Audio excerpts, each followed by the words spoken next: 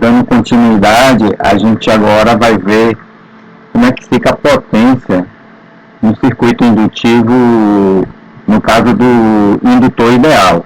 Aquele que não apresenta nenhuma resistência, que só existe na teoria, porque todo indutor tem resistência, já que o indutor é feito com um fio que apresenta uma resistividade, né? Mas a gente começa no caso ideal para poder ir de uma forma mais didática, de uma forma do caso mais simples, para ir avançando para o real. E aí a gente sabe que potência é tensão vezes corrente. Só que no caso de uma tensão em uma corrente que varia em função do tempo, a potência também vai variar. E a gente vai ter que fazer esse produto ponto a ponto, né, no gráfico. Então tem esse gráfico aqui, ó. Então, aqui eu tenho uma tensão em fase aí com zero de fase, começando no zero.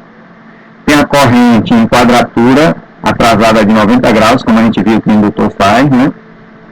E o produto ponto a ponto, aí não, esses dois pontinhos aqui, ó, multiplicando tensão vezes corrente, eu vou achar a potência. Para cada ponto da curva, eu fizer esse produto de um ponto pelo outro, eu vou ter o ponto da potência correspondente. E aí dá esse gráfico de potência, tá vendo? Isso é a potência do indutor ideal. Aí tem umas coisas para observar. Primeiro, quando o indutor está com potência positiva, a gente tem armazenamento de energia que vem da fonte.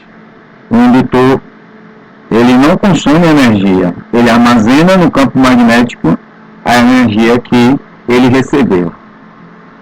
E aí, quando ele apresenta uma potência negativa, porque ele está devolvendo essa potência para a fonte que está alimentando o circuito.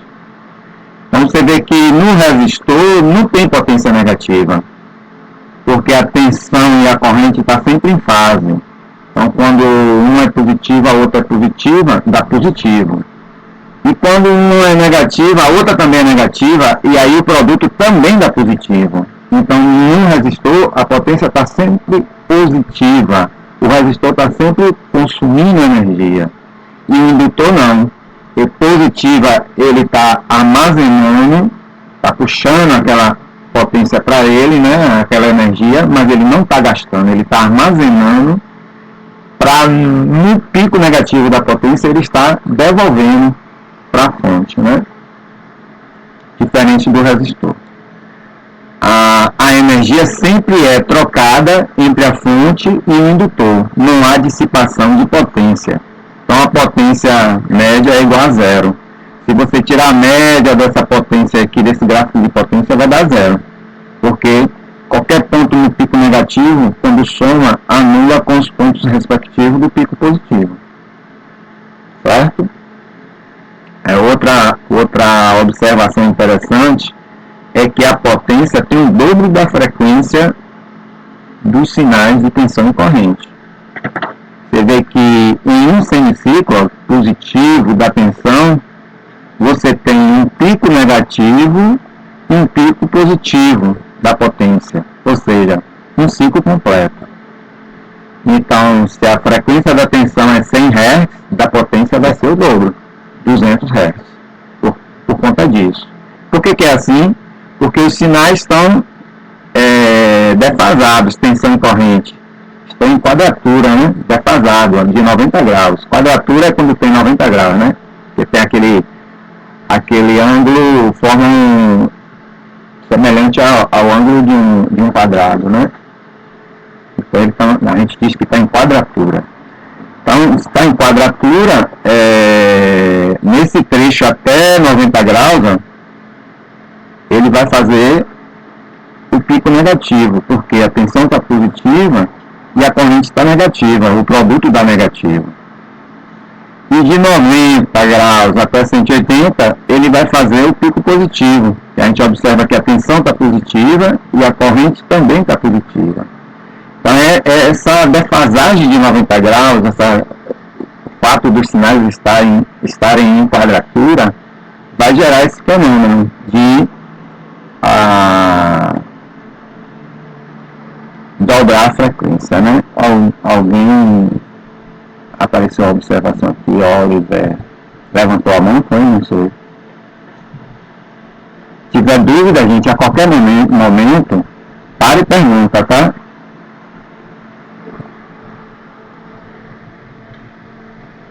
Ok. Só um minutinho que eu vou trocar esse banco aqui que eu vou cair. Tá bom, tá. É o tempo que eu vou passando aqui o slide.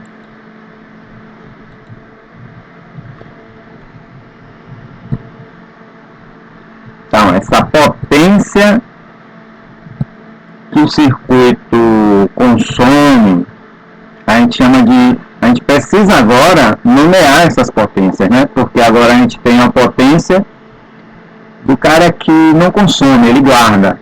Então a gente precisa nomear, agora tem vários tipos de potências diferentes, a gente tem que nomear, né?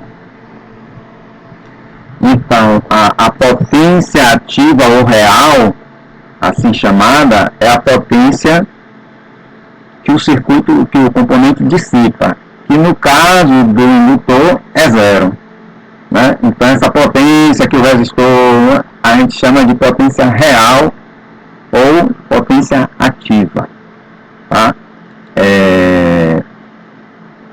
E ela é igual a tensão vezes corrente vezes o cosseno do ângulo de defasagem entre a tensão e a corrente. Por que isso? Porque quando a gente multiplica a tensão vezes o cosseno do ângulo, a gente acha aquela componente que está na horizontal, que seria devido a uma resistência. Como no caso do indutor não tem nada na horizontal, ele está perpendicular, ele está a 90 graus, aí o cosseno é igual a zero. Então quando você faz esse produto não tem nenhuma componente na horizontal, por isso que ele não dissipa potência, tá? Então no caso do indutor ideal, a defasagem é 90 graus e por isso que a potência consumida é igual a zero. Não existe resistência no circuito, ok? É só indutor, é um caso ideal, tá, gente? Na verdade, o indutor tem uma pequena resistência, você vai ter um pequeno consumo. Bem, então, ó, conclusão que no indutor ideal a potência média é nula, certo? Um circuito agora RL série, que é o circuito da vida real, porque não existe indutor que não tenha resistência se o fio tem resistência. O fio que confecciona o indutor tem resistência, então o mais natural, por menor que seja a resistência, você tem um circuito RL em série, certo? Então, ó, na prática o indutor apresenta indutância e resistência elétrica ao mesmo tempo, né? Devido à resistividade do fio. Então, a corrente, quando passa, ela tem encontrar dois tipos de oposição. A reatância, que reage contra a variação da corrente. Então, a reatância só se manifesta se a corrente estiver variando. E a resistência, que a resistência se manifesta em qualquer tipo de corrente. Variando ou não variando, ela está lá. Basta ter corrente que ela está se opondo à passagem da corrente. A resistência a gente já conhece, né? E a reatância não, ela só se opõe se a corrente estiver variando, que é o caso da corrente alternada.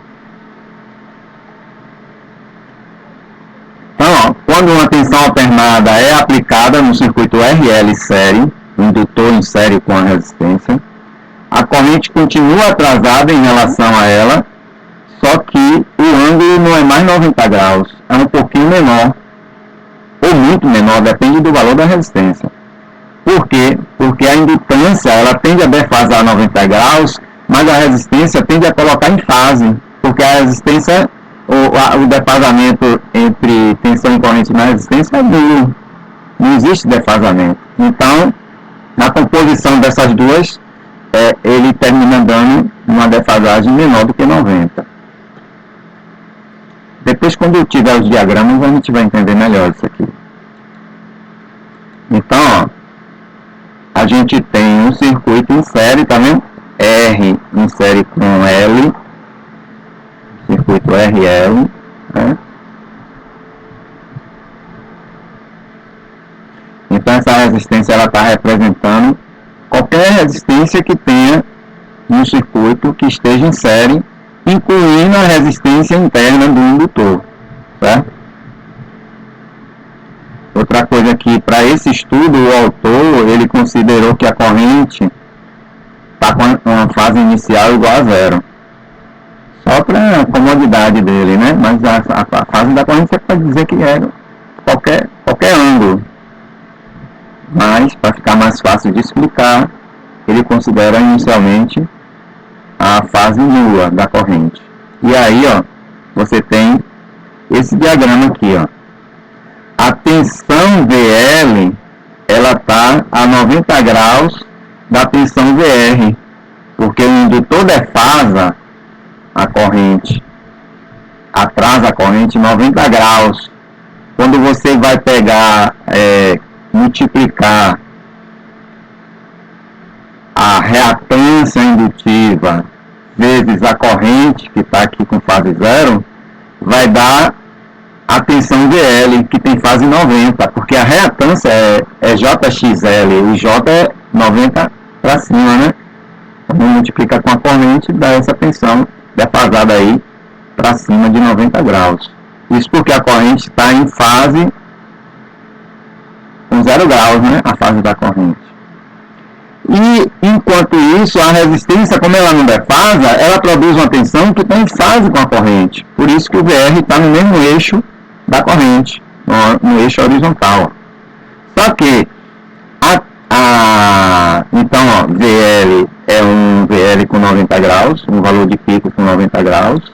O VR é uma tensão de pico com 0 graus. E, botando em notação polar, né?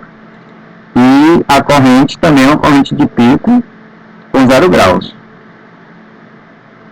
Como a gente tem que a tensão no circuito em série total é igual à soma das tensões de cada componente, aqui também vale isso.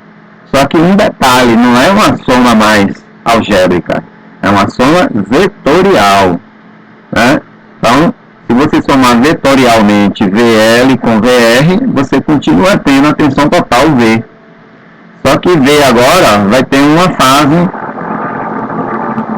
compondo aí VL de 90 graus e VR de 0 graus. Quando você soma vetorialmente esses dois, você vai ter, pela regra do paralelograma, você vai ter a tensão total aqui V, nessa diagonal, a hipotenusa, né? Com um certo ângulo φ. Esse ângulo aí é que é aquilo que eu falei, que é menor do que 90 graus, né? A indutor defasa 90, o resistor não defasa nada, continua zero. E aí, na composição das duas, a soma vetorial vai me dar uma defasagem da tensão total em relação à corrente de um ângulo φ menor do que 90. Se não houvesse a resistência, a tensão total seria o próprio VL, que estaria 90 graus adiantado em relação à corrente. E a corrente atrasada, né, de φ, porque não é mais 90 graus, já que eu tenho resistência. Entenderam isso aí, gente? Passando para frente, tá? Qualquer dúvida, pede para explicar de novo, a gente explica de um jeito diferente. Ok? Então, lembrar que prevalece a lei do circuito em série. Lei de Kirchhoff, na verdade, né? A tensão total é igual à soma das quedas de tensões dos elementos. Só que agora eu não posso mais somar como eu somava antes. Contínua está todo mundo na mesma direção. Ou então, no máximo, 180 graus em relação à outra, porque mudou de polaridade. Aqui não, eu tenho direções diferentes. Eu tenho na vertical, eu tenho na horizontal, eu tenho inclinada, que é a tensão total. Então eu tenho que somar isso aí de forma vetorial, certo? Vamos passando aqui de novo aqui, ó, o diagrama para a gente detalhar mais coisas. O I e o VR estão atrasados de 90 graus em relação ao VL. Então a tensão do indutor ela sempre está adiantada porque a corrente no indutor está atrasada de 90 graus. Se um está atrasado, o outro está adiantado, né?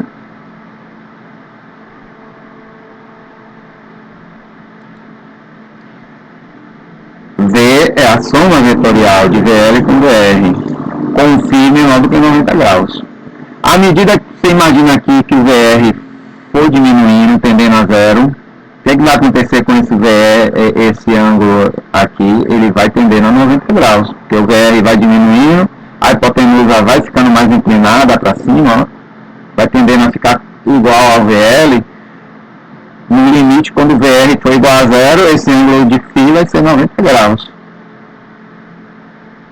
Então só tem 90 graus da tensão total em relação à corrente quando eu não tenho resistência no circuito.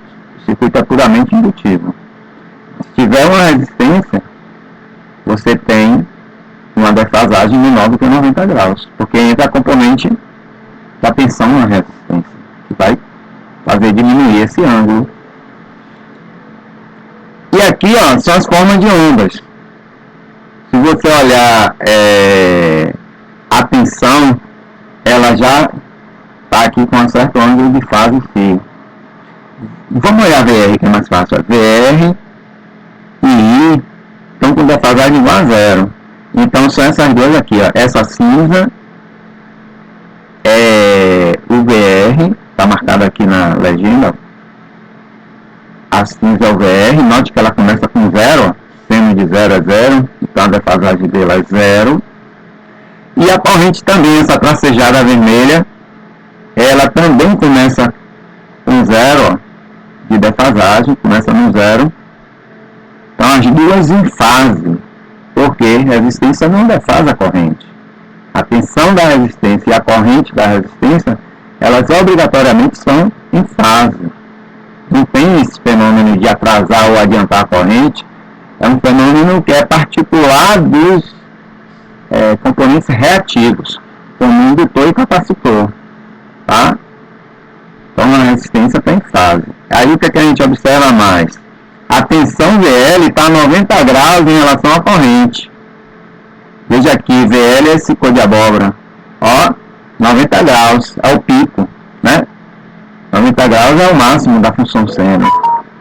Então é aqui o pico, ó. Começa já em 90 graus e aí vai caindo, ó, e vai fazendo o desenho dela. Que é mais que a gente vê.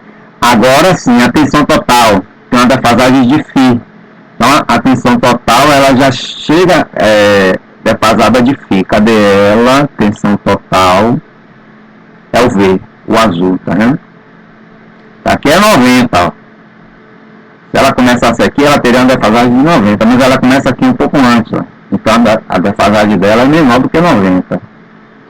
Uma forma de medir é pegando pelo 90. Então aqui eu tenho uma defasagem de φ. De medir do zero, porque aí eu teria que fazer esse gráfico aqui com ângulo negativo, né? Para completar aqui, para medir do zero até o valor que ela chega aqui no zero.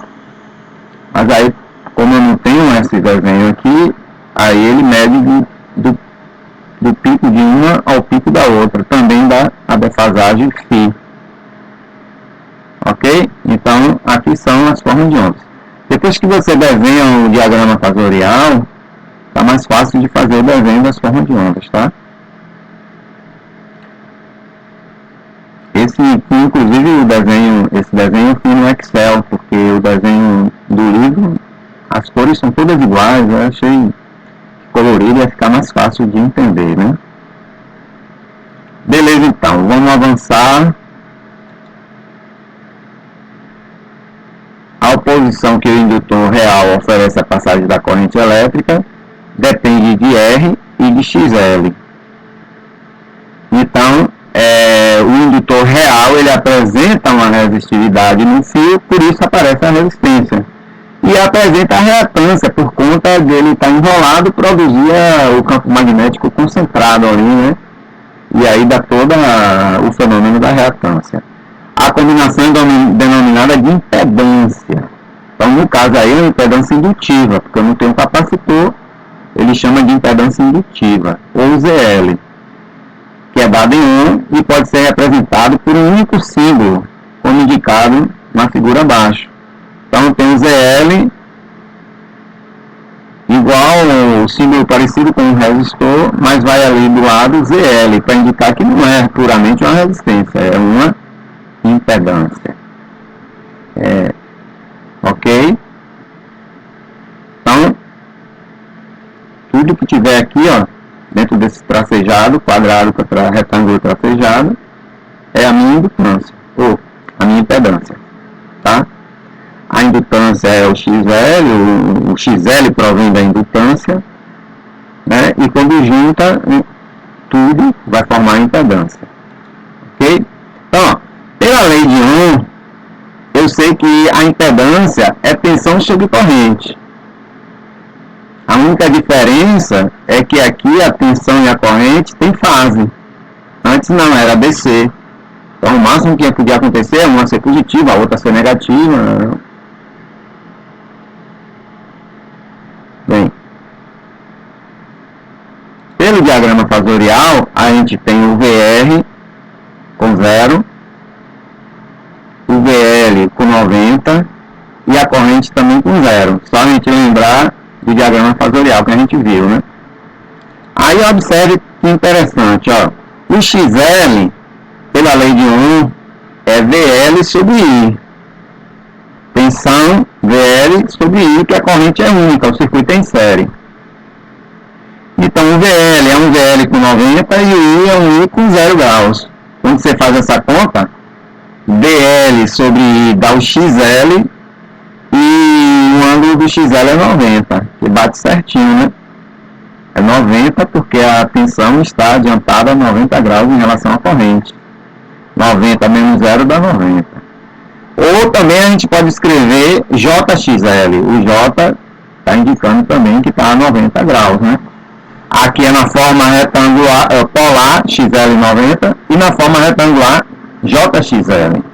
Ah, cadê a resistência? Não, a gente está falando só da indutância, separada. Agora, vamos ver aqui a resistência. Então, se eu pegar a tensão da resistência e dividir pela corrente, que é a única no circuito, mesmo a corrente que passa no resistor, passa no indutor. Então, se eu fizer essa conta aqui, é a lei de Ohm. DR com 0 graus, porque não tem defasagem, e a corrente, ó, com 0 graus. Então vai me dar uma resistência que está na horizontal ali, ó, em fase, 0 graus. Que na forma retangular é simplesmente R, a parte real. Aí quando você combina esses dois elementos em série, é que você tem a impedância. Então, a soma V total é igual a VR mais VL. Mas é a soma vetorial, não é isso? Se eu dividir todo mundo aí por I, fica V total sobre I, VR sobre I, mais VL sobre I. VR sobre I, a gente já mostrou aqui que é o R, e VL sobre I, a gente já mostrou que é o XL. Então, ó, a impedância é igual a R mais JXL, que é o V sobre I. V sobre I é a impedância. VR sobre I é o R. E o VL sobre I é o JXL. Então, estou mostrando aqui que a impedância é a soma vetorial da resistência com a reatância. Sendo que a reatância está com o J ali, mostrando que é 90 graus em relação à resistência. E em forma polar, como é que fica isso? O módulo, pelo teorema de Pitágoras, é a raiz quadrada do quadrado das componentes. Parte real, resistência ao quadrado, mais parte imaginária, XL ao quadrado. Né? Os catetos do triângulo. E a raiz quadrada disso vai ser a hipotenusa, que é a impedância. Com um ângulo de quanto? Aí você tira pela tangente, né? A parte imaginária, cateto oposto, dividido pela parte real, cateto adjacente, vai ser igual a tangente do ângulo φ. Então esse ângulo vai ser o arco cuja tangente é xl sobre r. A função inversa da tangente vai me dar o arco, o ângulo, né? Pronto. Então é isso. A maneira de eu ter a impedância. Isso aqui é nada mais, nada menos do que transformar da retangular para polar, que a gente já aprendeu lá no início da unidade 3, né? Ok? Dúvidas? Vamos passando então. Aqui no plano cartesiano você vai ter o XL, 90 graus, JXL, por isso que é JXL, 90 graus, que é a parte imaginária. O R é a parte real, está aqui na horizontal. E a impedância, ela está aqui inclinada, porque é pela regra do paralelograma, a composição do XL mais o R, somado vetorialmente, né? Vai me dar o ZL, ao ângulo φ, o ângulo que a impedância forma com o R. Ok? Então, isso aí é a forma gráfica da representação da impedância. Importante a gente saber isso aqui, para poder saber como vai operar com esses novos elementos. Ok? A resistência é baixa, se for somente a resistência devida ao indutor, porque o fio é um bom condutor, né? Então tem uma resistividade baixa, que dá uma resistência no final também baixa. Então, de algumas unidades a algumas centenas de ohms, depende também de quantas espiras você enrola para fazer o indutor. Quanto mais espiras, maior resistência. E também maior indutância, porque está botando mais espiras. Portanto, em muitos casos, ela pode ser desprezada, sendo o indutor considerado ideal. Então, a resistência é tão pequena que você despreza o efeito da resistência e considera o indutor ideal. Mas depende do caso. Se tiver muitas espiras, ou se tiver uma resistência a mais em série, aí não dá tão pequena, você não pode desprezar, tem que considerar o circuito real como sendo RL em série. Vamos fazer aqui um exemplo para poder a gente entender melhor essas coisas, né? Então, ó, ele diz que tem uma bobina que quando é ligada numa fonte CC de corrente contínua de 10 volts, consome 10 mA. E quando ligada numa fonte CA, também de 10 volts, agora RMS, né, valor eficaz, 500 Hz, consome 20 mA. Então, de 100 cai para 20. É a reatância entrando aí, ajudando a fazer oposição na passagem da corrente, né? Antes a corrente contínua só tinha resistência, 100 mA. Resistência baixa, corrente alta. E aí botou para alternada, a mesma valor de tensão RMS, aí a corrente baixou para 20. Por quê? Porque aí está entrando a parte reativa, né? Que na contínua não tem. Que a reatância na contínua é zero, porque a frequência da contínua é zero, né? Beleza. Então o que é que ele pede? A resistência da bobina. Como é que calcula? Usa a parte contínua. Porque na parte contínua a reatância é nula. Então você só tem resistência no circuito. Então, ó, quando você alimenta com a bateria um indutor, ele vai apresentar só a característica do R. A característica do XL vai ser nula. Por quê? Porque a corrente contínua, a frequência é zero, e a gente sabe que a reatância é 2πfL. Se F é zero, esse produto aí também vai dar zero, né? Então não tem reatância, só tem resistência. E aí fica fácil, calcular a resistência pela lei de Ohm. Então, ó, frequência zero, XL zero. Então, pela lei de Ohm, R é igual a V sobre I. É só pegar a tensão da bateria, dividir pela corrente, eu tenho 100 ohm. 10 volts dividido por 100 mA dá 100 ohm. Entendido aí, gente? Entendido. Beleza. E E agora vamos calcular a letra B, que ele quer saber a reatância indutiva da bobina. Então agora a gente vai operar com alternada, porque só tem reatância quando há variação de tensão. E é isso que a segunda parte do problema apresenta. 10 volts alternado, valor eficaz de 10 volts, a frequência 500 Hz, aplicou no circuito, o circuito tem agora uma reatância diferente de zero e uma resistência. Então, quando eu pego V sobre I, eu tenho a impedância total, que inclui resistência e reatância. Então, se eu pego a tensão total, divido pela corrente, que é única no circuito, eu tenho a resistência equivalente total do circuito, que é o Z. Então, 10 volts em AMS dividido por a corrente, que deve estar em AMS também, né? 20 mA. Se essa corrente fosse dada em valor de pico, a gente tinha que transformar para RMS, senão não ia dar certo, tá? Quando eu divido, tudo tem que estar em RMS, ou então tudo tem que estar em valor de pico, não pode estar em valores diferentes, né? E aí vai me dar 500 ohms.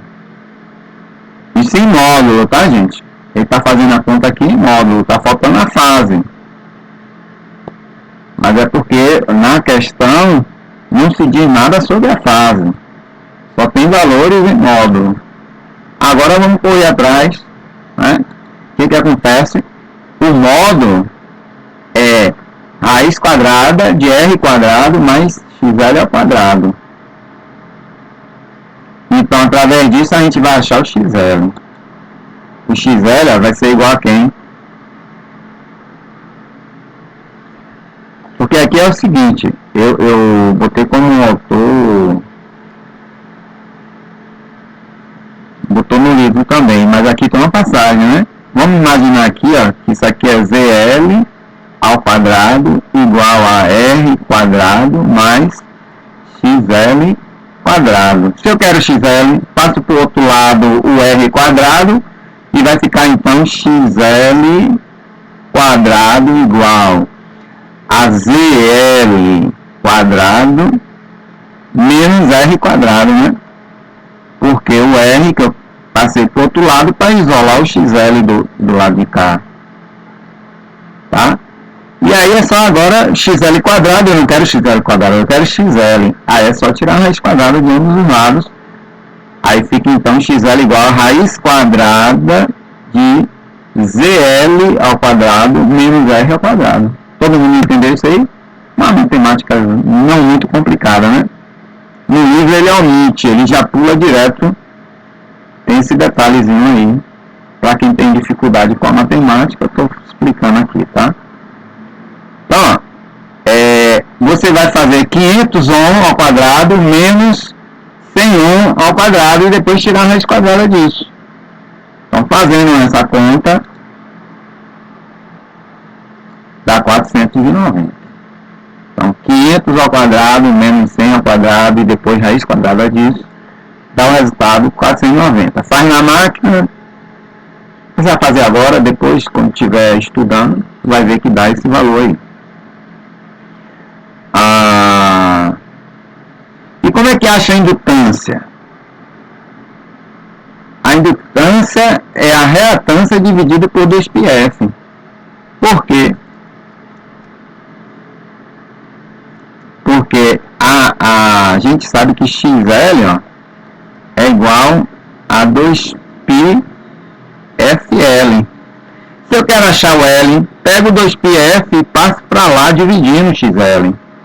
Então L, né, isso implica que L é igual a XL dividido por 2πf.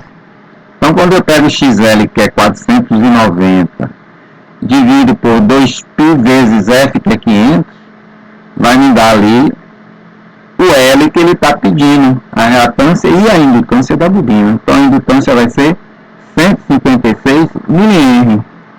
Ok, gente? É uma conta fácil aí, essa questão não é difícil, para a gente entender o que é o indutor. Então veja que nesse caso aí, o indutor, a maior parte da oposição à corrente é devido à reatância. Lógico, quando tem variação, quando se trata de alternada. Mas em contínua, a oposição a essa corrente é muito menor, por isso que a corrente é maior, de 20 mA passa para 100 mA, porque só tem a oposição da resistência do fio. Por isso que às vezes é um perigo você ter cargas indutivas, porque se você não presta atenção na frequência, essa corrente pode ser alta. Quanto menor a frequência, menor a reatância, e a resistência também é pequena, aí a corrente começa a ficar alta. Aí, se não tiver planejado direito essa corrente, ela pode ser alta demais e queimar algum elemento do circuito. Tá?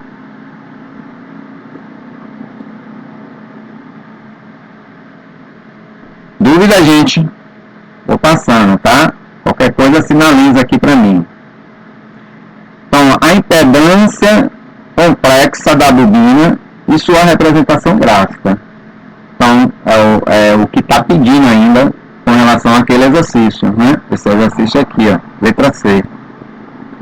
A impedância é o R mais JXL, ou seja, 100 mais J490, tudo em 1, né? O ângulo de fase é o arco tangente da parte imaginária sobre a parte real, 490 sobre 100, dá 78,5 graus, aqui está aproximado, tá? Então, na forma polar, a impedância desse exemplo é 500 ohm com um ângulo de 78,5 e a representação gráfica é isso aqui. Eu fiz no Excel também, note que aqui é 500, ó, e o ângulo 78,5, está bem próximo do 90 graus, né? Isso porque a resistência está pouca, está pequena. Quanto menor a resistência, mais ele vai se aproximando de 90 graus. Aí ele pede na letra D o diagrama fasorial do circuito, que é esse que já botei aqui. Não, desculpe, o diagrama aqui é a representação gráfica da impedância, que é da letra C. O diagrama fasorial do circuito em CA, considerando a fase inicial da tensão da fonte nula, ou seja, a tensão da fonte, aquela tensão total, está com um ângulo de fase igual a zero.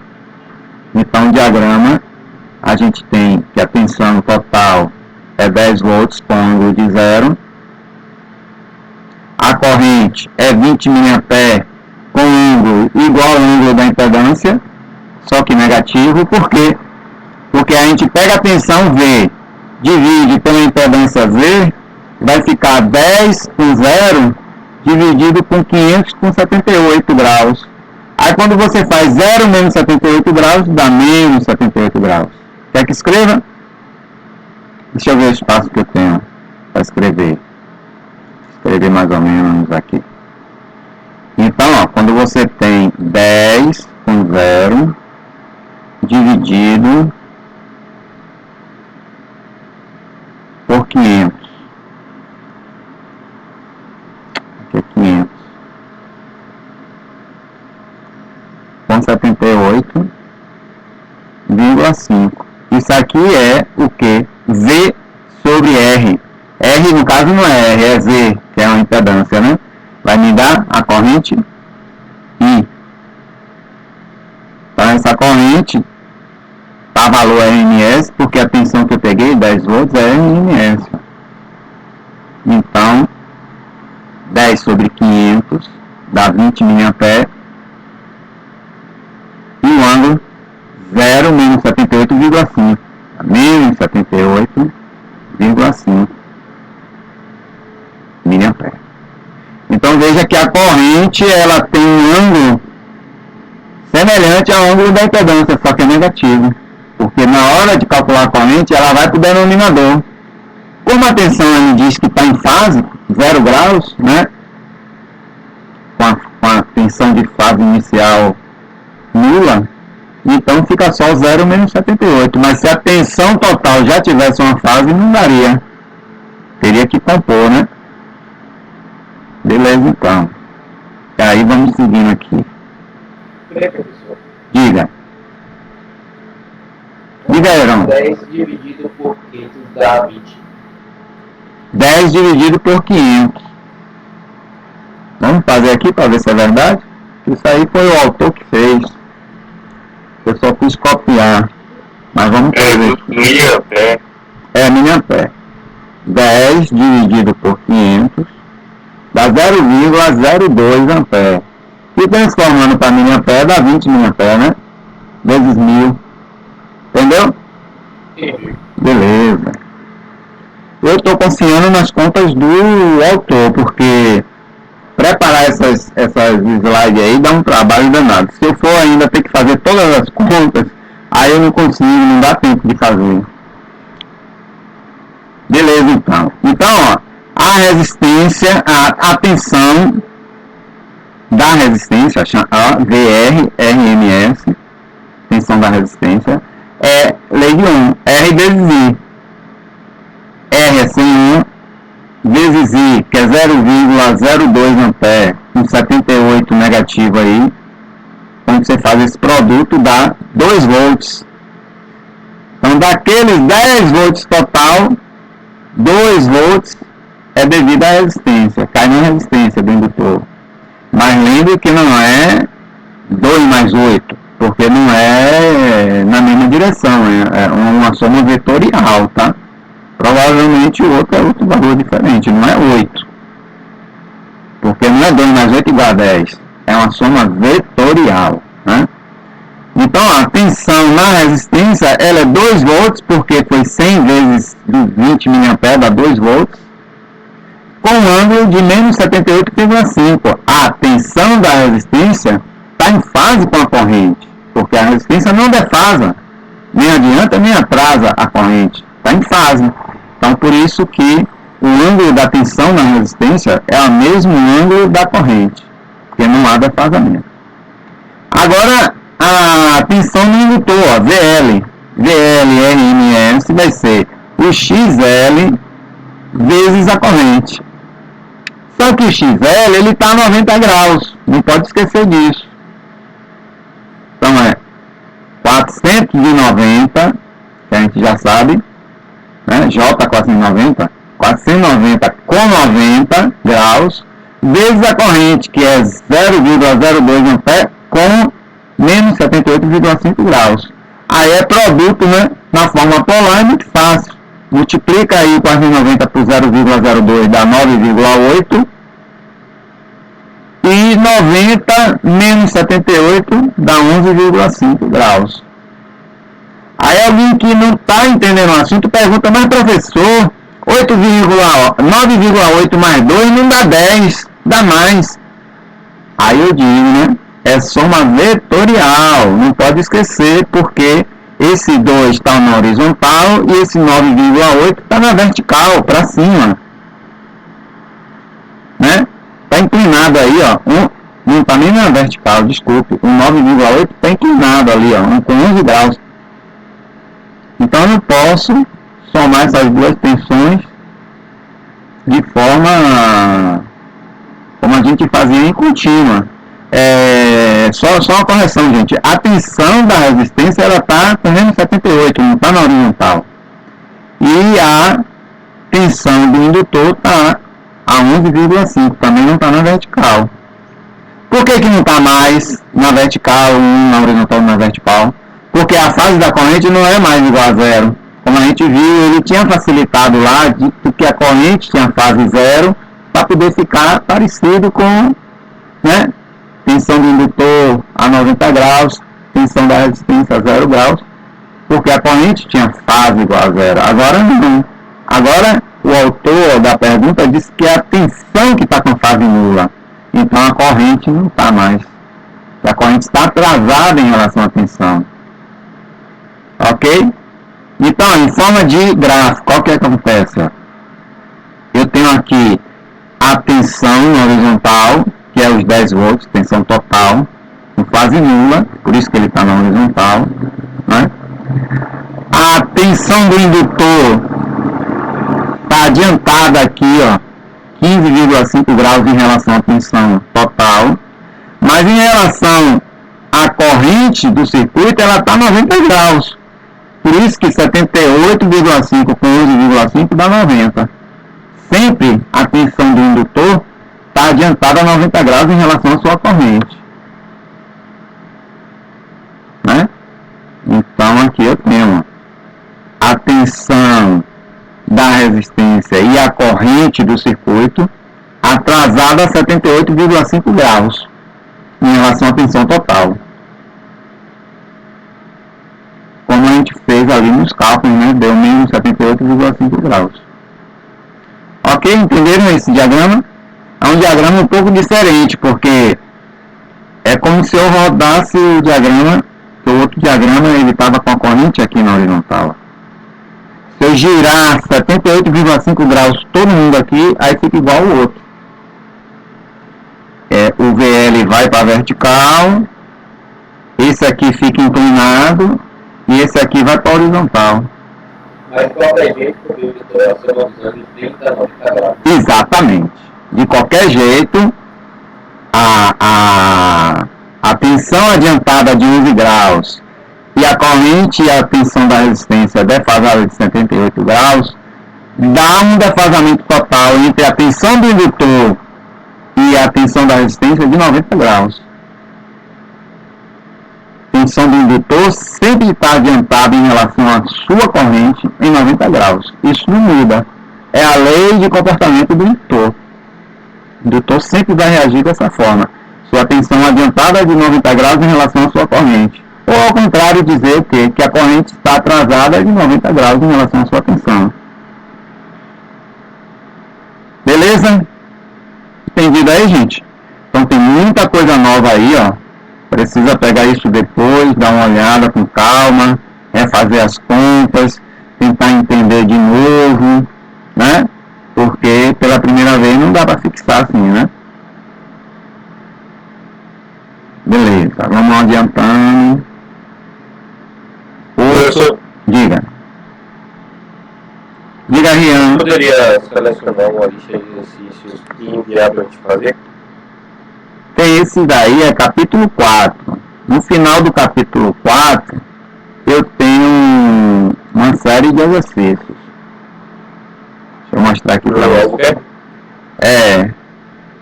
De corrente alternada, tá vendo? Ó? 4.1 vai até 4.12. Então tem 12 questões que vocês podem fazer. E essa primeira prova vai cair só em toda? Eu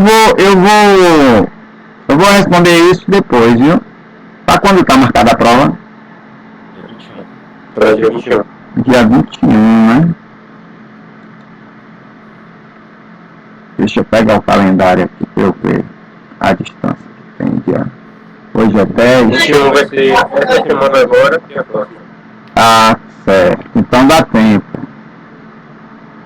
Dá tempo. E a prova vai ser que dia que a gente marcou? Pode ser 21. Não, é o teste que é dia 21, né? Tem um teste e uma prova, Aí né? a prova já qual? Dia 4, Dia 4. Certo. Eu tô achando excessivo botar essa parte para um teste. Vamos fazer o teste com tudo antes dessa parte aí de capítulo 4. A gente poderia fazer aquela parte lá do números complexos, aquela parte do tensão alternada, defasamento, aquelas coisas iniciais no teste, para ficar mais leve, né? O teste sempre é uma coisa mais leve. E deixa essa coisa aí para a prova, mas vocês vão ter mais tempo para se preparar, tá certo? Então seria, no teste agora seria no capítulo 1 até o capítulo 3. Do capítulo 1, tem coisas... No capítulo 4 vai estar a prova, né? Mas tem tem o capítulo 5 também, que eu quero falar alguma coisa do capítulo 5, que é com capacitor. Entendeu?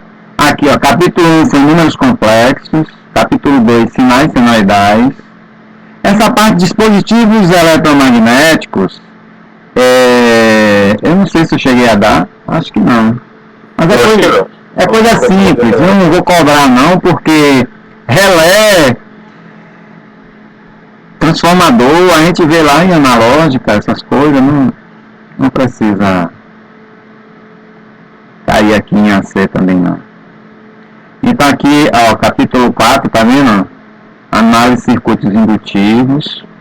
O capítulo 5, ó, análise de circuitos capacitivos. Vou ver até onde a gente consegue andar aqui no capítulo 5, para não ficar só indutivo, né? E tem aqui também, cadê? Aplicação de circuitos RLC. Aqui, ó. Capítulo 7, que junta tudo, tá vendo? Não sei se eu consigo chegar no capítulo 7, acho que não. Mas é porque depois que a gente tem a noção do indutivo, para chegar no capacitivo a gente anda mais rápido. Circuitos mistos. Aí agora já mistura, né? Série, paralelo, tudo misturado. Bem, a gente não vai conseguir avançar muito até chegar nessas. O ideal seria chegar nessa parte de circuitos mistos, mas acho que não vai dar tempo. Vamos ver o que é que a gente consegue fazer. Diga. Eu acho que na verdade você não consegue nem chegar no capítulo 7, porque semana que vem é a última aula que você tem com a gente. Aí depois disso, na próxima já é a prova, na próxima é feriado, quando a gente voltar com a aula do senhor já para fazer a prova. Pronto. Então eu semana que vem eu dou uma pincelada nessa parte capacitiva. E aí a gente faz a prova. Tá certo? Deixa eu seguir aqui, senão a gente não sai nem de indutivo. Vamos aqui fechar isso. Aqui é o segundo exemplo, gente, ó. Circuito, dado circuito a seguir e determinar a impedância do circuito e o valor de L. Ó, a impedância na forma retangular já está fácil, é 30 parte real com 40 parte imaginária, então é J40. Tudo é isso aí, né? O valor de L, o módulo da impedância é raiz de R quadrado mais XL ao quadrado, que dá 51. Quando você faz 30 ao quadrado mais 40 ao quadrado e depois tira a raiz quadrada, segundo o autor lá é 51. Aí a gente já sabe que XL vai ser o quê? É que ele está calculando o ângulo, né? Ele quer botar a impedância na forma polar. Então deu 53 graus o ângulo. E aí na forma polar a impedância vai ser 50 módulo com 53 graus o ângulo. O XL agora que ele vai calcular, ó. Ele vai calcular o L, porque o XL foi dado 41. Então vai ficar 41 dividido por 2πf. A frequência é 60 Hz. Então fica 40 sobre 2πf, 106 mH. Certo? A corrente do circuito, como é que calcula? Só pegar a tensão e dividir pela impedância, que é a resistência total do circuito, né? Então note que a tensão, ela está com ângulo de 90, ela não está com zero. Aqui já está com outra fase. Então ele faz lá, 110 com 90 dividido pela impedância, que é 50 com 53. Então 110 por 50 dá 2,2 e 90 menos 53, 37 graus. Então, os princípios continuam mesmo, lei de Ohm, V sobre R, mas só que agora você trabalha com números complexos. Então você tem a tensão, tem um módulo e tem uma fase. A impedância, que agora que vai ficar em lugar da resistência, né, que é uma coisa mais ampla, tem um módulo e tem uma fase. E aí quando você... Por isso que é aquela aula que eu fiz logo no início, de números complexos, para ajudar a gente a trabalhar aqui, né? Então, divide os módulos, subtrai os ângulos, eu tenho aqui a resposta da corrente. Ok? Dúvida, gente? Vou pular para a próxima, tá? Ó, diagrama fasorial já que você calculou tudo, ó, não calculou não, faltou o VL. Aqui você tem só a corrente. Como é que acha o VL? Lei de 1, XL vezes I. Então, XL é 40 com 90 e I, a gente acabou de calcular, 2,2 com 37. Faz esse produto, dá 88 com 127 graus. RMS, porque se é RMS. O VR, R vezes I. A lei de 1 original, né? 31 com 0 grau vezes a corrente, 2,2 com 37. Então isso dá 66 com 37. Pronto, agora você tem o diagrama, porque você já tem as tensões. Ó. Aqui a tensão total que ele deu a 90 graus, como ele falou lá, que a tensão tinha uma fase de 90 graus. Aqui a tensão da resistência com 37. Note que a corrente também tem 37. 2,2 ampere com 37. Porque tensão em corrente tá, de um resistor está sempre em fase, não tem defasamento. E aqui o VL, ó, adiantado aqui, 127 graus. Se você fizer 127 graus menos 37, você vai ter 90 graus. Mostrando que o VL está adiantado em relação à corrente 90 graus. Ou a corrente atrasada em relação ao VL 90 graus. Entendido? Então, o que não muda é essa quadratura, esse ângulo reto aqui, ó, entre a tensão do indutor e sua corrente. No caso, a corrente é igual nos dois, porque é um circuito em série, né? Beleza, gente? Vamos ver mais aqui. Ele pede as formas de ondas também. Então, ó, todos esses valores que estão no diagrama fasorial são valores RMS. Para eu fazer a forma de onda, eu preciso de valor de pico. Por isso que ele multiplica por raiz de 2. Ó. 110 vezes raiz de 2. Seno de 2πft mais 90 graus, que é o ângulo inicial da tensão. A tensão dada, total. Ó. Tem um ângulo inicial de 90 graus. Tá? Ele está na reta aqui, ó, na vertical. Isso fazendo as contas, 110 vezes raiz de 2 dá 156. 2πf multiplicando pela frequência dá 377 radianos por segundo, vezes o tempo, mais 90 graus. Isso aí em volts, né? A tensão VL, mesma coisa, você vai ter 88 vezes raiz de 2, que esse 88 é valor eficaz, vezes raiz de 2 dá valor de pico, vezes o seno, 2πf já vi que é 377, com um ângulo de fase, ó, de 127 graus, adiantado, por isso que tem mais 127. Então, fazendo a conta, dá 124 volts vezes o seno de 337 mais 127. Tudo em volts, né?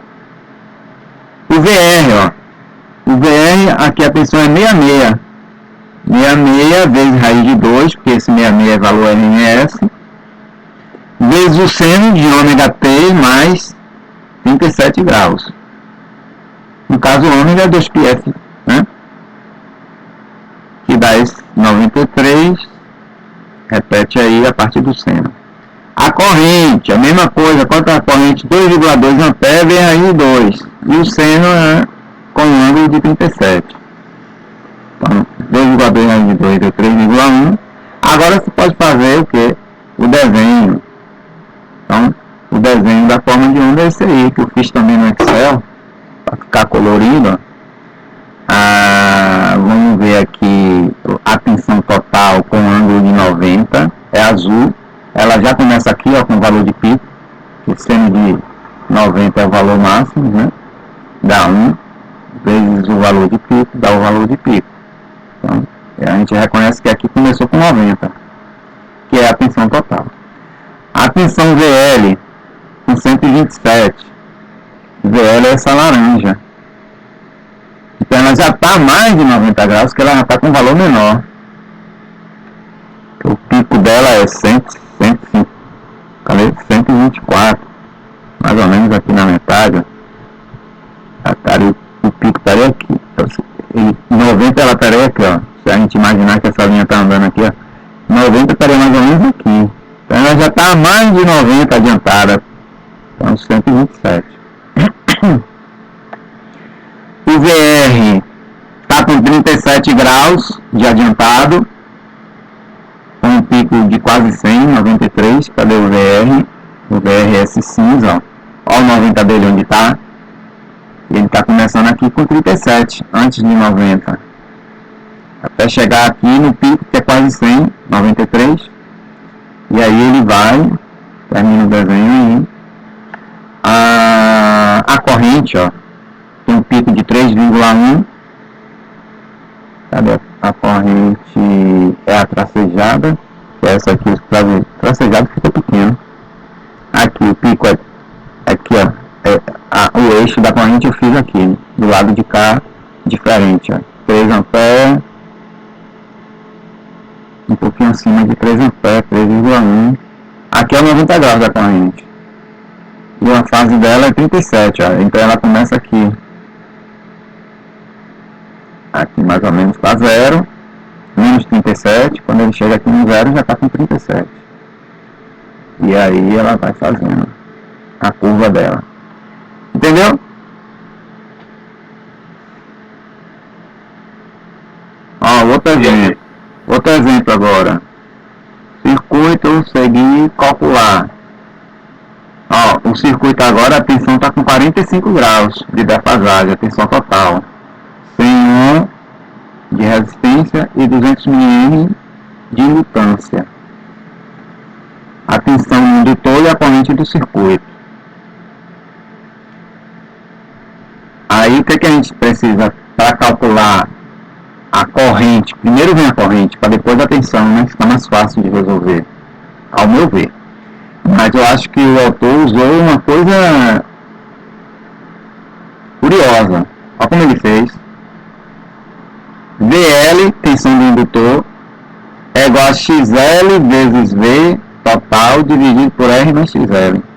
Ele usou o quê? Ele usou aí a fórmula do divisor de tensão, gente. Então, tudo que a gente estudou em DC, aproveita para C. Só que as contas agora não é mais aquela conta, é uma conta vetorial, né? Então, ó, quando você pega V, divide pela impedância, R mais XL, e multiplica pela reatância, né? O que é V sobre R mais XL? É o I. Por isso que eu disse, calcula o I primeiro. Quando você multiplica pela reatância, você obtém a tensão no indutor, né? E aí, então, você tem o VL. Ele usou divisor de tensão. Isso aí para mostrar que tudo que a gente estudou reaproveita. Só que agora uma amplitude muito maior, porque você não vai mais trabalhar apenas com números, vai trabalhar com vetores. Então agora ele vai fazer o cálculo. Ó, eu achei melhor botar o J, para indicar que o XL está na direção de 90 graus, e aqui também, ó, porque essa soma vai fazer a gente, vai tentar, né, fazer a gente pensar que é para somar mesmo, e não é, é uma soma vetorial, um está na vertical, o outro está na horizontal. Eu achei melhor representar dessa forma, tá? Eu achei que o autor poderia ser mais cuidadoso representando dessa forma. Então, ele vai calcular agora o XL, que é 2πfL, o L ele deu 200 mA, ó. Então 2π, agora que ele botou o J, tá vendo? 2π vezes 100 vezes 0,2, porque é 200 mA dá 0,2 Henry. Fazendo esse produto, ele achou 127,7 mais multiplicado pelo J, significa que está a 90 graus. Na forma polar, 125,7 por 90 graus. Aí o ZL, então, vai ser 100 ohm mais 125,7 na direção J. Tá transformando para polar, ó, dá 160 em módulo com 51. Toda hora fazendo essas coisas, eu criei um negocinho no Excel, ó. aqui para transformar de polar para retangular e aqui para transformar de retangular para polar. Então, se eu botar aqui, quanto é? 100 com 125,7. Se eu botar aqui 100 com 125,7. Aí ele aqui já me dá o ângulo.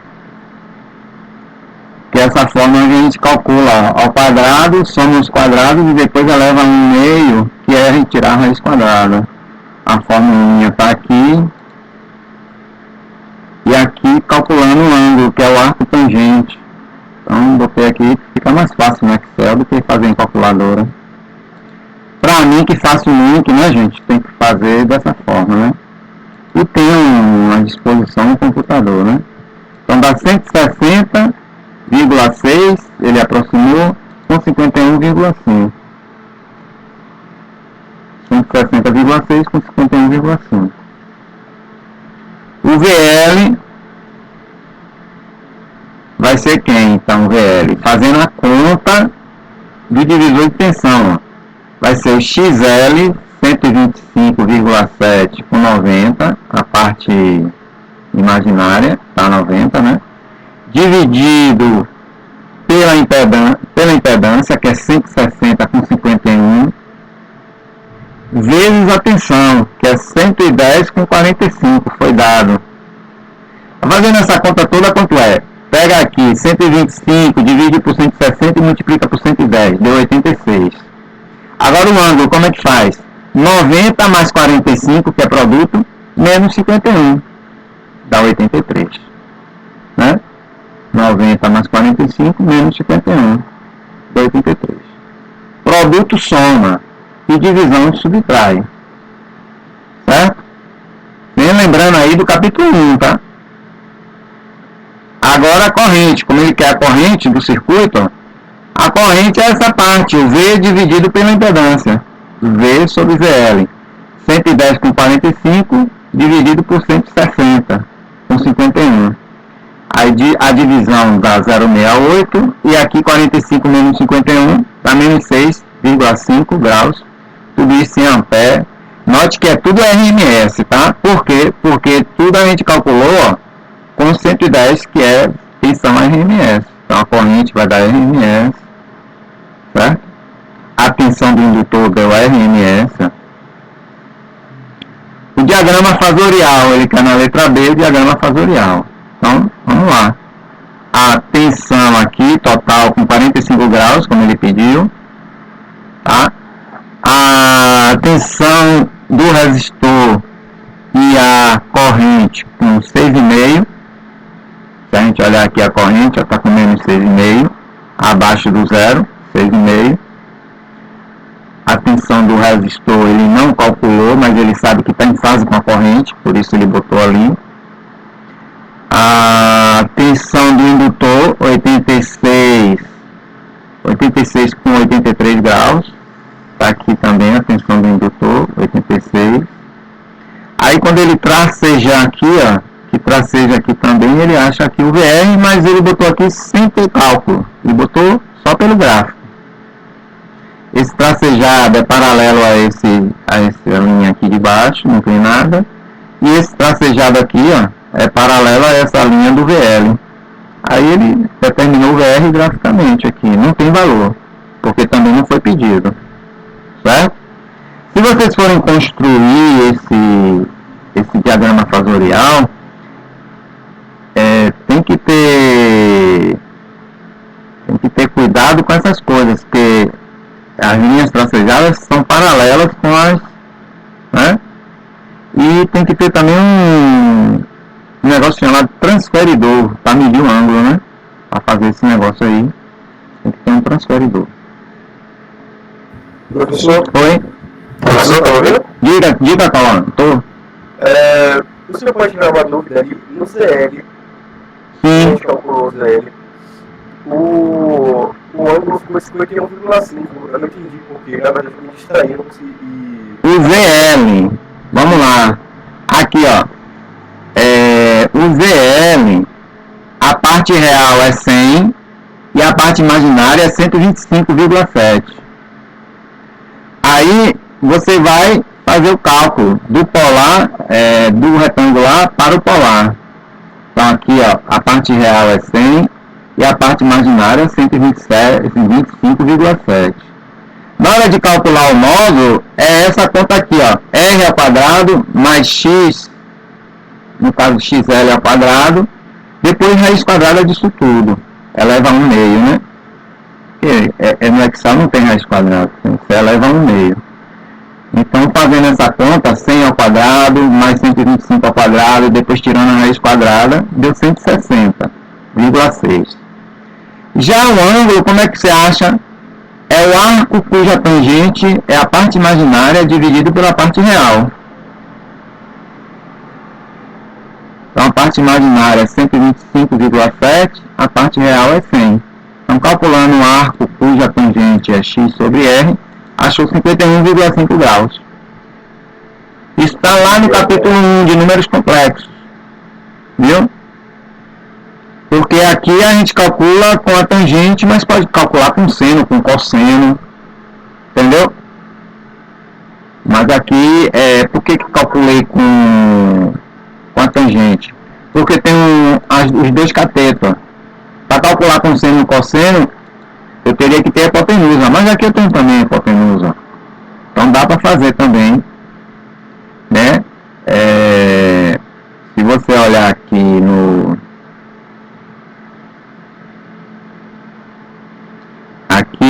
Aqui seria o Z, ó. O Z estaria aqui em fase com a tensão. Aqui seria o... Só que a única diferença é que o XL, ele está a 90 graus. Teria que alinhar esse... Deixa eu desenhar aqui. Em termos de impedância, você tem isso aqui, ó. Ixi, ficou tortinho aí. Tem esse aqui que é 100, que é o R.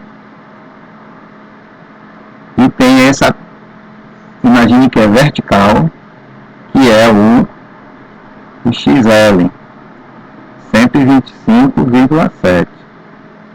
Então é como se eu pegasse esse sistema aqui, ó, e rodasse ele um pouquinho, 6 graus, sentido do ômega aqui, ó, para ele ficar alinhado com a horizontal e esse aqui alinhado com a vertical. Então, quando fala de impedância, eles estão alinhados. O XL está na vertical e o R está na horizontal. Essa defasagem que deu aí foi por causa do ângulo inicial da tensão, C45. Então, quando você compõe aqui, ó, você acha a impedância. A impedância é essa hipotenusa aqui, ó.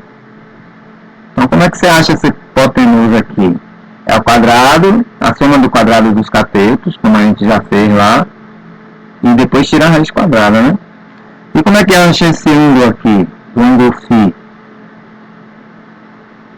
Ó, só lembrar das relações trigonométricas de um triângulo retângulo. Isso aqui é um triângulo retângulo. Aqui você tem 90 graus de triângulo retângulo.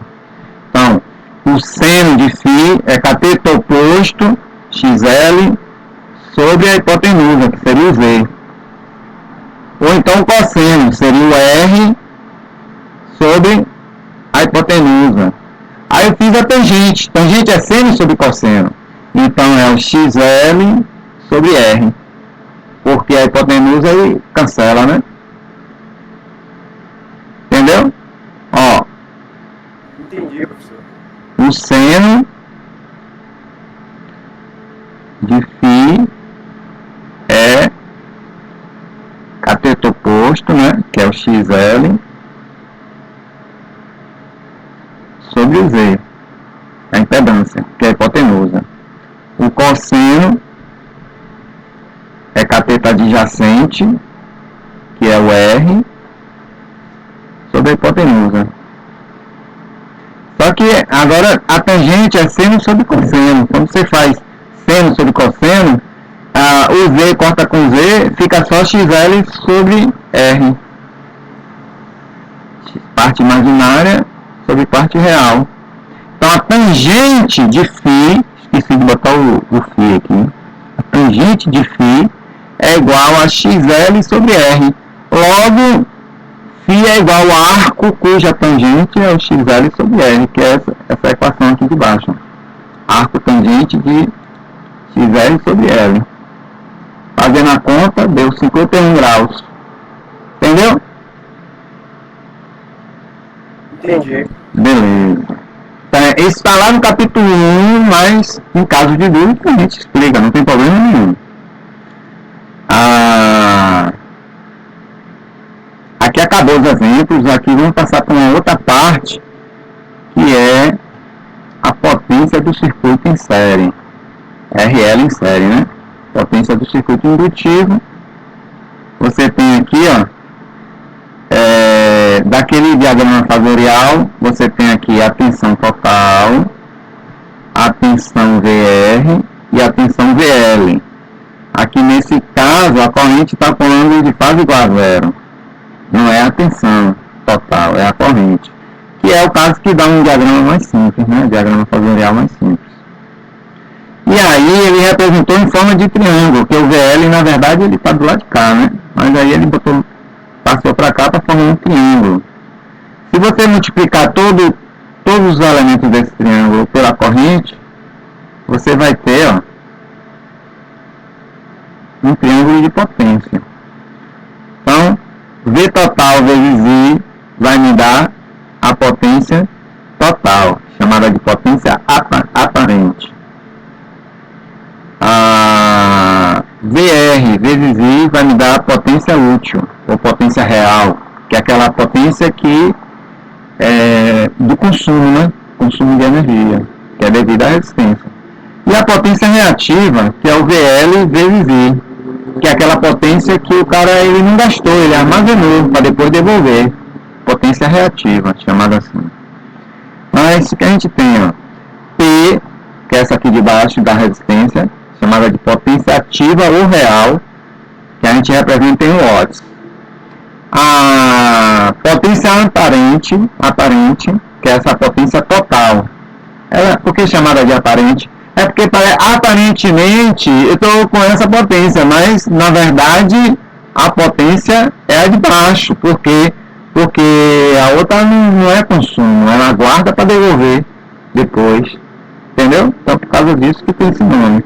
A potência aparente, que para diferenciar, ela é dada em volt-ampere. Então geralmente a gente chama a potência ativa ou real em watts, a aparente em volt-ampere, e a potência reativa, que é aquela potência que não é consumo, ele armazena, naquele momento ele consumiu, mas ele não gastou, ele armazenou, e aí no momento depois ele vai devolver. Então é chamada de potência reativa, também é dado uma unidade volt-ampere reativo. É só para lembrar que é potência reativa, já que é sempre essa palavra aí, volt-ampere reativo. Volt-ampere é a mesma coisa que o watt, né? Mas para diferenciar ele deixa o watt para a potência real, volt-ampere para a aparente, que é a total, e o volt-ampere reativo para a reativa, né? Então, são três tipos de potência. A potência real é a tensão do resistor vezes a corrente, RMS, viu, gente? Então, é RMS. Senão eu vou ter potência de pico, aí tem que explicitar que é a potência de pico que você está calculando, mas quando se fala de potência em CA, ou tensão, ou corrente, a gente sempre, se não está falando nada, é porque é valor RMS, o padrão é o RMS. Agora, se você está, não, eu quero calcular a potência de pico, aí você tem que ser claro, dizer que essa potência é potência de pico, ok? Se não disser nada, é valor RMS. Então, tensão da resistência RMS vezes a corrente da resistência, também RMS, vai me dar a potência útil, ou real, que é a potência que realmente o circuito está consumindo, tá? Dissipando. E aí, como essa potência aparente aqui, ó, ela está com ângulo de φ, se você olhar qual é a componente dela na horizontal, o que é que você faz? Você pega a hipotenusa, multiplica pelo cosseno do ângulo, você tem aqui, ó, esse cateto, né?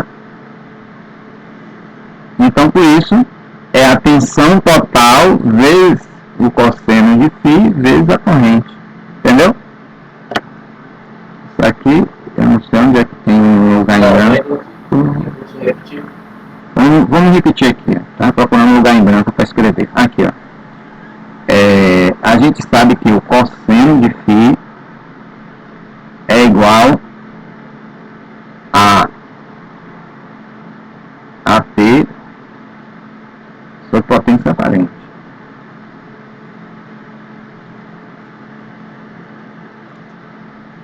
Por que é assim? Porque é a relação entre ângulo e retângulo. Quem é o cosseno desse ângulo? É o cateto adjacente, que é o P, dividido pela hipotenusa, que é o PAP, potência aparente. Entendeu? Aí daí você tira que P é igual a potência aparente vezes cosseno de φ. Aí, quem é a potência aparente? Esse camaradinho aqui, quem é? Ele é tensão total vezes a corrente total. Aí, vezes, repete aqui, né? Vezes cosseno de φ, vai me dar a potência real, que é essa potência aqui. Entendeu agora? Vem do triângulo, certo? Vem do triângulo, a relação do triângulo. Então, a potência real ou ativa é igual a tensão total vezes a corrente total vezes o cosseno do ângulo de defasagem entre a tensão e a corrente, ou entre as potências, que é a mesma coisa, já que a fase da corrente está nula, né? Ela está aqui na horizontal, ó.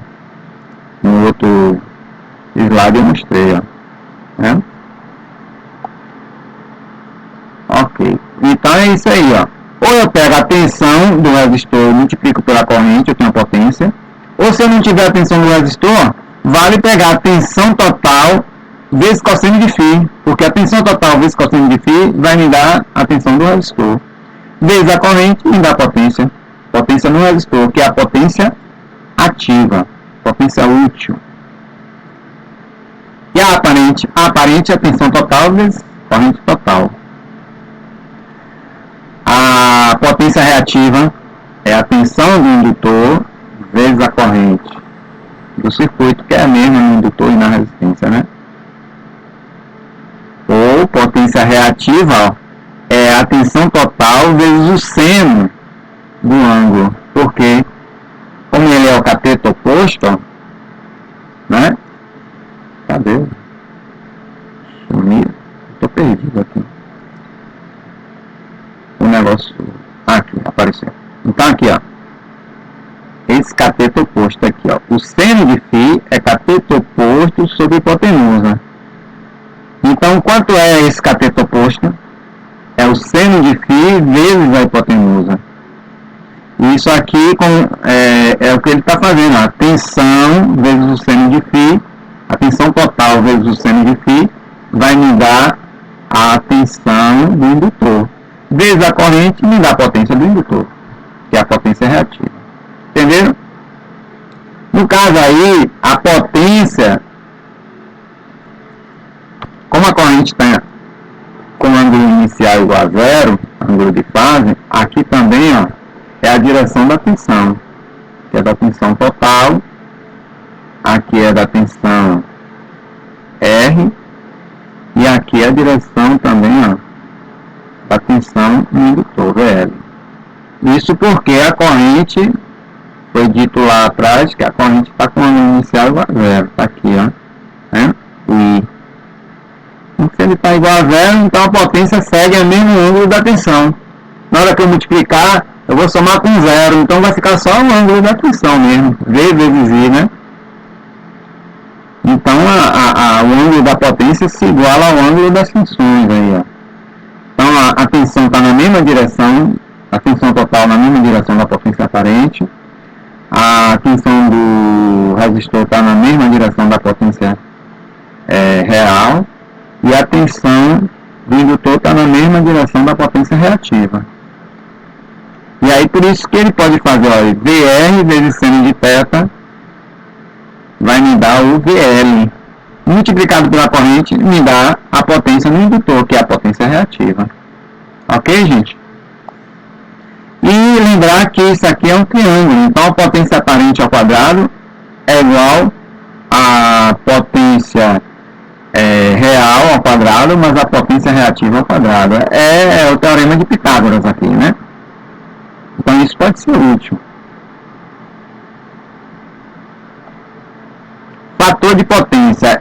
Esse cosseno de φ é chamado fator de potência, tá, gente?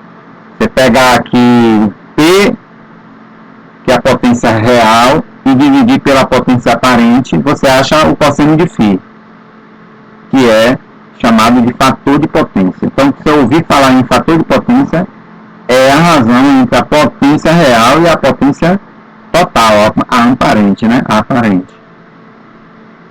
E esse fator de potência, ele, em muitos casos, se ficar muito baixo, significa que você tem um circuito extremamente indutivo, e aí a corrente pode ficar alta, e a coelba não gosta disso. Você paga mais caro, porque com corrente alta, ela tem que botar uma fiação com a bitola maior, né? Então é mais custo para ela. Então, para lhe fornecer energia, você devolvendo muita energia de volta, ele vai precisar de uma bitola de fio maior, vai gastar mais dinheiro. Um fio com a bitola maior é mais caro, né? Então, tem no contrato que você tem um fator de potência mínimo, que você tem que cumprir. Se você não cumpre, você paga mais caro a energia. E muitas vezes que vive na internet, negócio para economizar energia, nada mais é do que corrige esse fator de potência, tá? Aí mesmo tem um colega que disse que estava gastando um absurdo de energia e botou um aparelho desse. Caiu bastante. Claro, ele estava com a casa dele consumindo um fator de potência muito baixo. Estava ou muito indutivo ou muito capacitivo. Quer dizer, frequentemente é muito indutivo. Quando o cara usa muito máquina de lavar, ar-condicionado, geladeira, que tem motores, né? Tem motor é uma máquina indutiva, né? Então o fator de potência cai mesmo. E aí o que é que você tem que fazer? Tem que botar capacitor para equilibrar, para ficar mais equilibrado e não ficar com fator de potência muito baixo. Senão você vai pagar energia sem consumir de verdade. Professor, Diga. Em relação ao capacitor, também vai ser a mesma coisa, vai pegar porque você vai fazer a 90 graus ao contrário do indutor.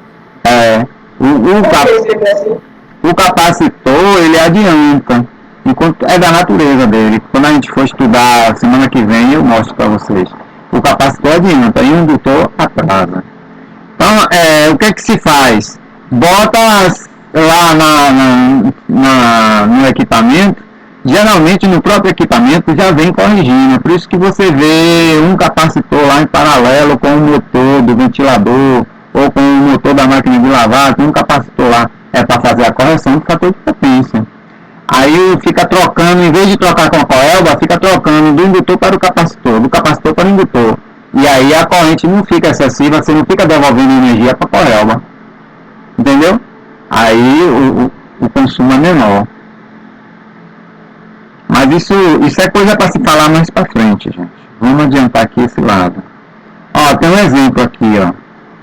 Já está acabando a aula, né? Vamos ver se a gente consegue ver esse exemplo, ó. Ele tem esse circuito que ele botou um voltímetro aqui, ó. Um amperímetro e outro voltímetro. E ele quer saber a leitura dos aparelhos. Então, vamos lá. Tá a leitura aqui do... Ele primeiro calcula o XL, porque ele deu indutância de 0,1 N, ó. Então vai ser 2πfL, que dá 37 ohm, 90 graus, né? E aí agora a impedância, 50 mais J37, que transformando para polar, o módulo dá 62 com ângulo de 37. É aquela mesma conta, fazer o arco tangente, coisa e tal. Aí acha isso aqui, isso aí vocês fazem em casa depois com calma, né? E aqui então, ó, a corrente, ele vai calcular é V sobre a impedância. V total sobre a impedância. V total, 110 com 0 que ele deu, dividido pela impedância que é 62 com 37. Então divide aqui, subtrai aqui dá menos 37. 0 menos 37 dá menos 37. Ele achou a corrente.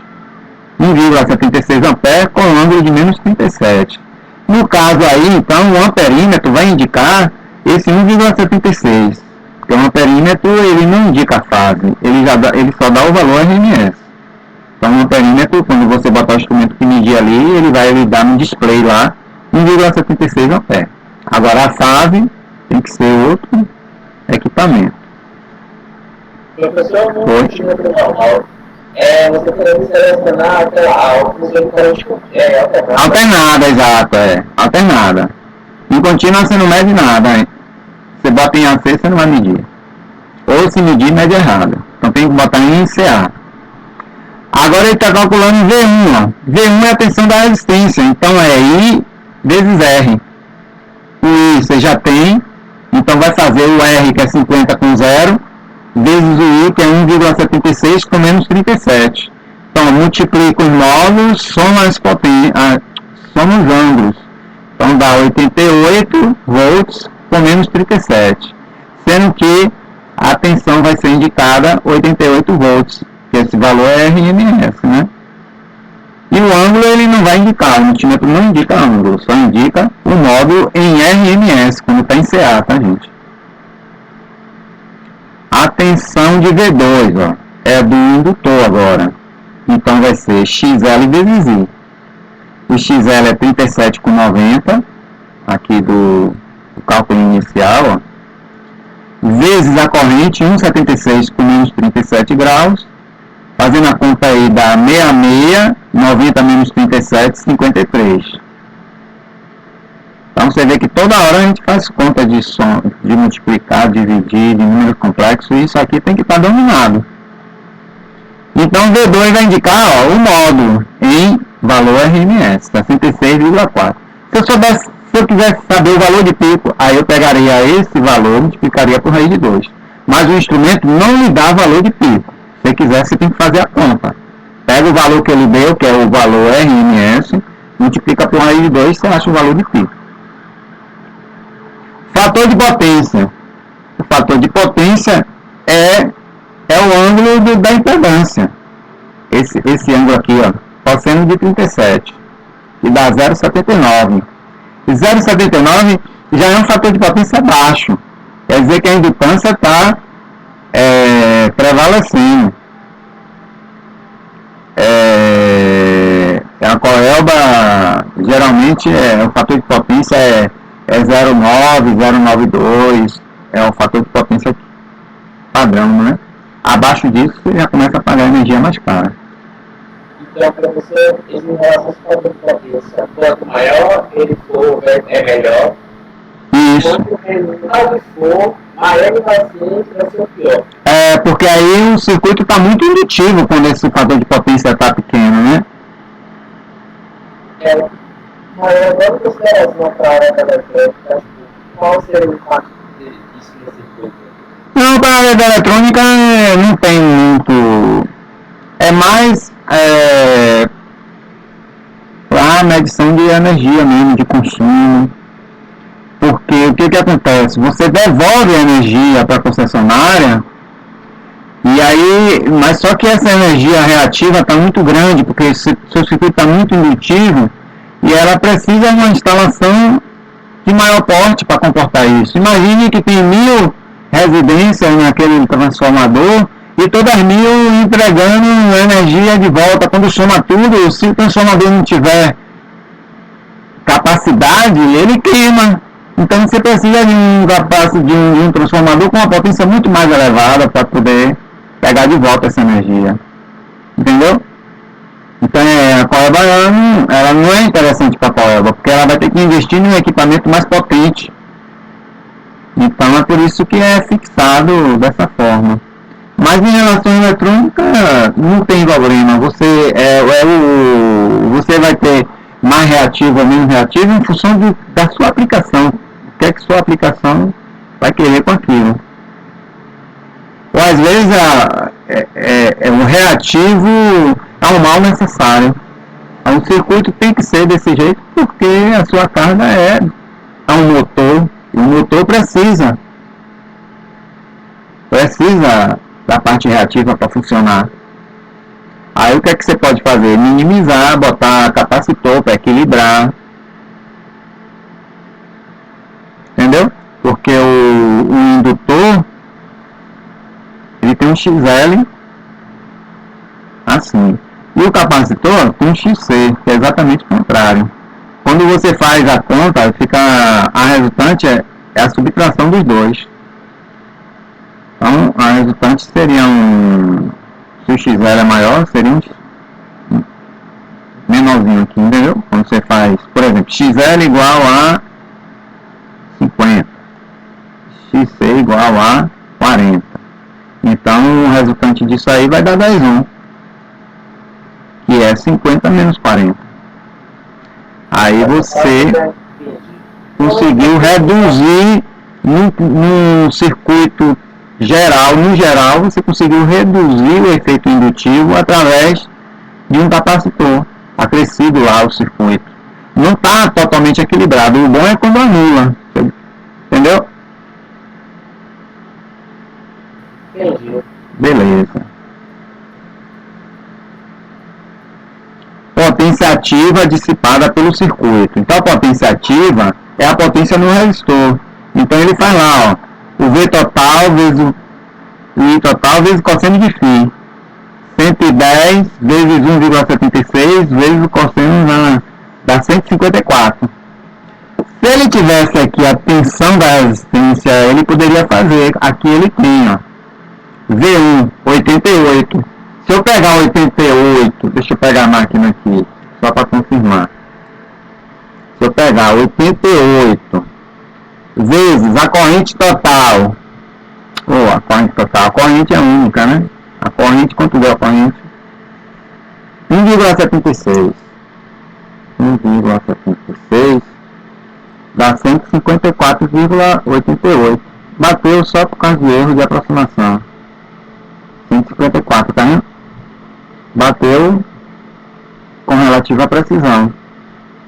Porque eu não preciso multiplicar pelo cosseno do φ, porque aqui eu já estou pegando a tensão do resistor, 88.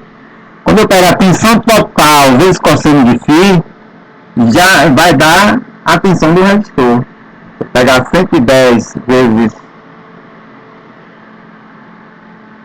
Vou pegar aqui, ó, 110 vezes 0,799, 87,89, ele aproximou para 88.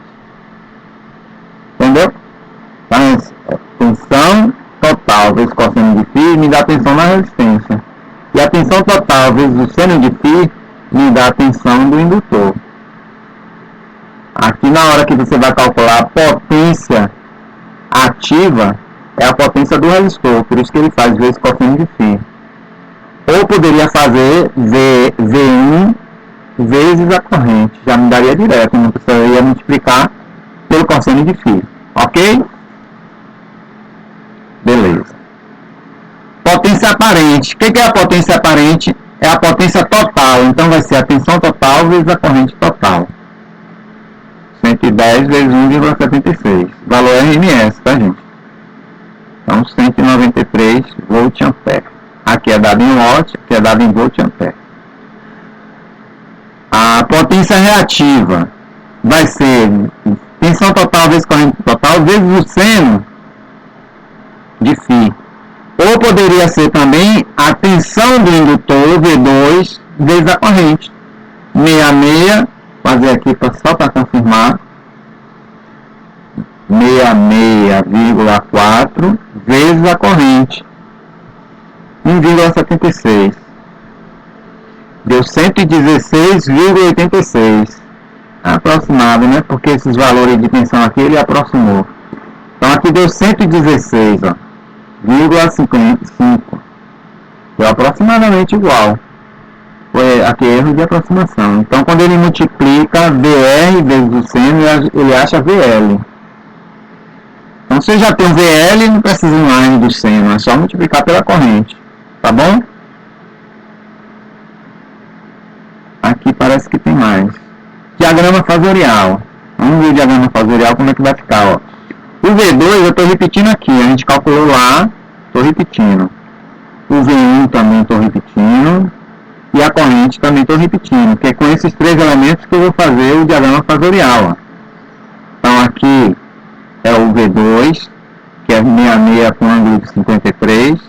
Aqui é o V1, que é a tensão do resistor, 88 com ângulo de 37. E a corrente está aqui.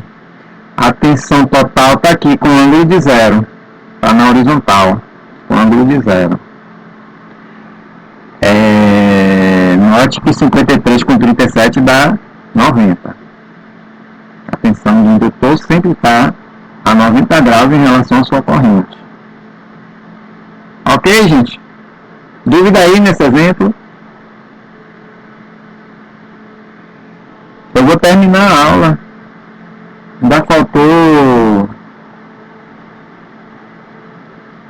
Porque se pudesse continuar, eu continuaria, mas eu tenho que sair. Tenho que pegar minha esposa no hospital. Então, próxima aula a gente se vê, mas eu queria que antes de terminar, vocês botassem aí no chat o nome e a turma, só para saber quem estava presente na aula, tá? Põe no chat todo mundo aí o nome e a turma, tá? Quem tem nome repetido na turma, põe um sobrenome para eu saber, tá?